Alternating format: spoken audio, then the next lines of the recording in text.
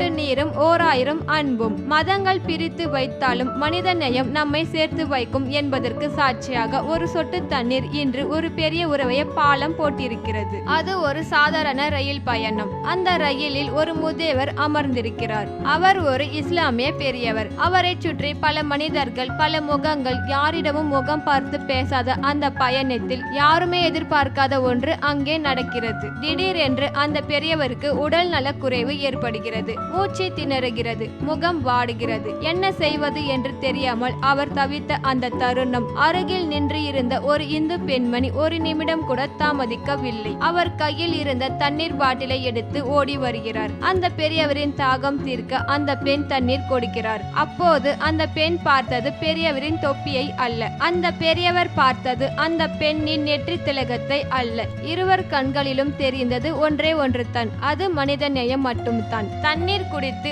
ஆசுவாசமான அந்த பெரியவர் நெகிழ்ச்சியோடு அந்த பெண்ணிற்கு நன்றி தெரிவிக்கிறார். வெறுப்புணர்வுகள் விதைக்கப்படும் இந்த காலத்தில் இந்த சிறு செயல் இணையத்தில் வைரலாகி கோடிக்கணக்கான இதயங்களை நனைய வைத்திருக்கிறது. அன்பிற்கு மொழி இல்லை, மதம் இல்லை என்பதை உலகம் மீண்டும் ஒரு முறை உணர்ந்திருக்கிறது. வேற்றுமையில் ஒற்றுமை என்பது வெறும் வார்த்தை அல்ல, இது நம் ரத்தத்தில் ஊறிய பண்பு. ஆபத்து என்று வரும்போது மனிதன் மனிதனை தேடுகிறானே தவிர ஜாதியையோ மதத்தையோ அல்ல. இந்த பெண்ணின் செயல் நமக்கெல்லாம் ஒரு பாடத்தை சொல்லி கொடுத்திருக்கிறது. அன்பு மட்டுமே இந்த உலகத்தை அழகாக்கும். மதங்களை கடந்து மனிதத்தை போற்றுவோம். இது போன்ற நெகிழ்ச்சியான தருணங்கள் நம்மிடையே இன்னும் மனிதநேயம் உயிர்ப்புடன் இருப்பதை உறுதி செய்கின்றன. இந்த நெகிழ்ச்சியான சம்பவத்தை பற்றி நீங்கள் என்ன நினைக்கிறீர்கள்? மனிதநேயம் மிகுந்த உங்கள் வாழ்க்கை பயணத்தில் நடந்த இது போன்ற அனுபவங்களை எங்களோடு கமெண்டில் பகிர்ந்து கொள்ளுங்கள்.